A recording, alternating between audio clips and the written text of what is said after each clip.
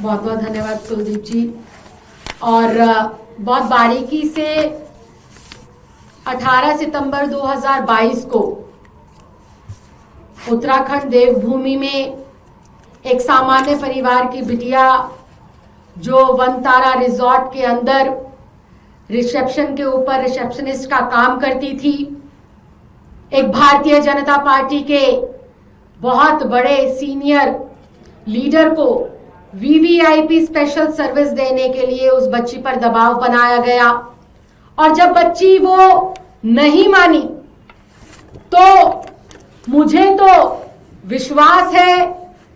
कि उसके साथ ना सिर्फ दुर्व्यवहार किया गया होगा बल्कि उसकी हत्या भी उस वनतारा रिजॉर्ट में ही की गई होगी।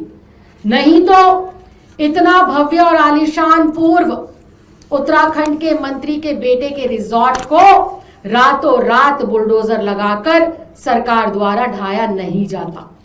इस वीवीआईपी स्पेशल सर्विस वाले नेता का नाम ना तो किसी विपक्ष ने लिया, ना ही किसी जांच करने वाली सुरक्षा एजेंसी ने लिया, बल्कि इनके भीतर इनकी पार्टी में रहे पूर्व विधायक की पत्नी ने फेसबुक सोशल मीडिया के ऊपर वीडियो जाहिर कर लाइव आकर इस बात को बताया है कि वो उस रात स्पेशल सर्विस लेने वाला वीवीआईपी नेता कोई और नहीं बल्कि 2025 में दिल्ली विधानसभा चुनाव के दौरान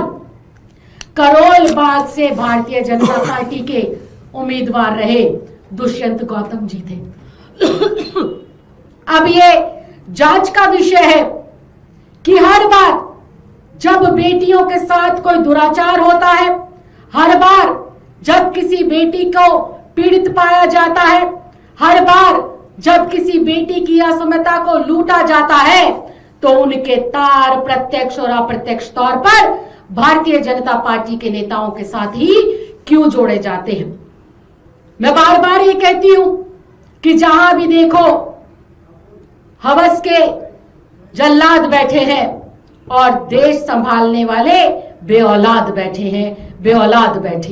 ये फिर प्रमाणित हुआ, चाहे बृजभूषण शरण सिंह हो जिसने खिलाड़ी बेटियों का सम्मान किस प्रकार से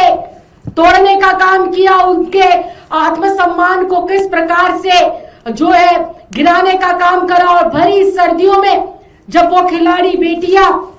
जंतर मंतर पर आकर प्रदर्शन करती है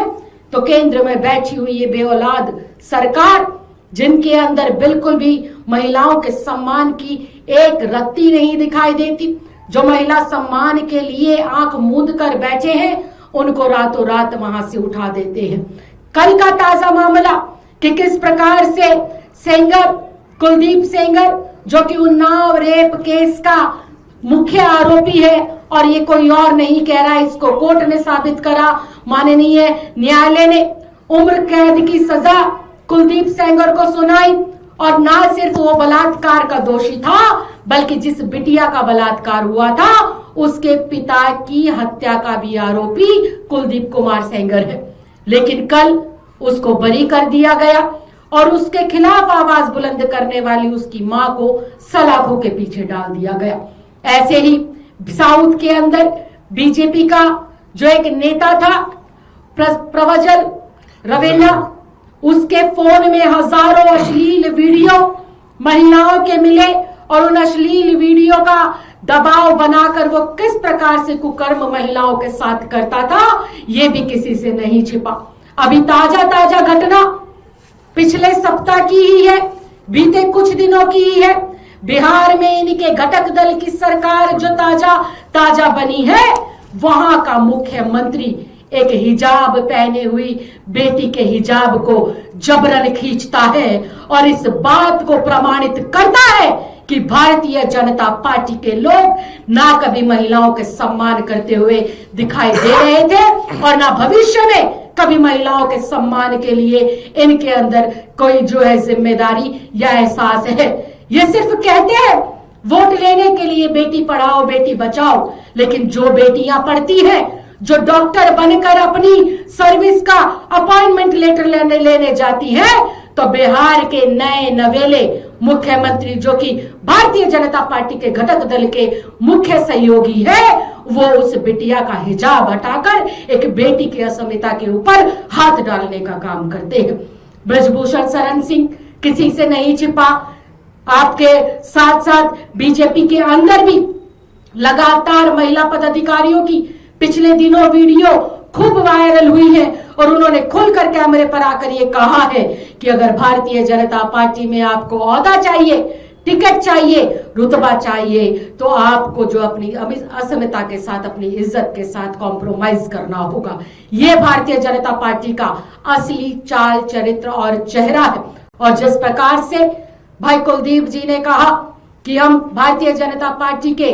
राष्ट्रीय अध्यक्ष जो अभी नए नवेले बने हैं, उनसे ये उम्मीद करते हैं, ये आस लगाते हैं कि आप अपने इस नए नवेले पद को ग्रहण करते ही उत्तराखंड की इस बेटी को न्याय दिलाएंगे। अंकिता भंडारी केस के अंदर जिस प्रकार से बड़े बड़े नेताओं का नाम आया है, या अन्य और देश भर में महिलाओं के साथ हो रहे कुकर्मों में भारतीय जनता पार्टी के छोटे और बड़े नेताओं का नाम आता है, इससे बिल्कुल साफ होता है कि यहाँ पर रक्षक ही भक्षक बने बैठे हैं। और मैं माननीय प्रधानमंत्री जी से और देश के गृह मंत्री श्री अमित शाह जी से भी कहना चाहती हूं कि अंकिता भंडारी केस की सीबीआई जांच होनी चाहिए और तुरंत प्रभाव से जिस बड़े नेता का, जिस भारी भरकम पद को संभाले हुए राष्ट्रीय महामंत्री का नाम आपकी पूर्व विधायक की पत्नी ने सोशल मीडिया पर आकर उजागर करा है, उसके पद से तुरंत भारतीय जनता पार्टी इस्तीफा लेकर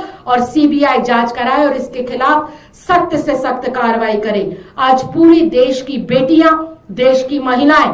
सब केंद्र में बैठी हुई सरकार की तरफ देख रही हैं कि जो रक्षक ही भक्षक बने बैठे हैं। तो क्या माननीय प्रधानमंत्री जी जो इस नारे के साथ सत्ता में आए थे कि बहुत हुआ बेटियों पर अत्याचार, अब की बार मोदी सरकार, तो मोदी सरकार भी है और मोदी सरकार के भीतर ही गुनाहगार भी है। क्या भारतीय जनता पार्टी इन गुनाहगारों के खिलाफ कार्रवाई करेगी, या फिर एक बार फिर जैसे कि अब उन्नाव की बिटिया के पिता का जो है हत्या हुई है, तो क्या अंकिता भंडारी के परिवार को भी मौत के घाट उतार दिया जाएगा या उसके परिवार को भी न्याय मिलेगा? आज पूरी की पूरी आम आदमी पार्टी और पूरी की पूरी आम आदमी पार्टी अपनी देश की आधी आबादी की तरफ से